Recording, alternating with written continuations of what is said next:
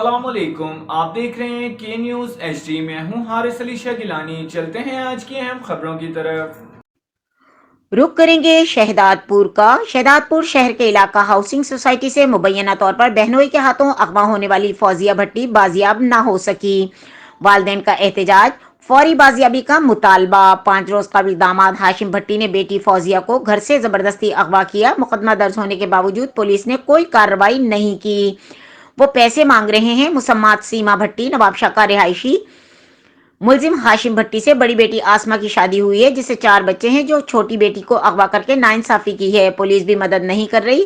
बेटियों की जिंदगी बर्बाद करने वाले मुलजिम हाशिम भट्टी को गिरफ्तार करके इनकी बेटी फौजिया को बाजियाब करा के इंसाफ किया जाए।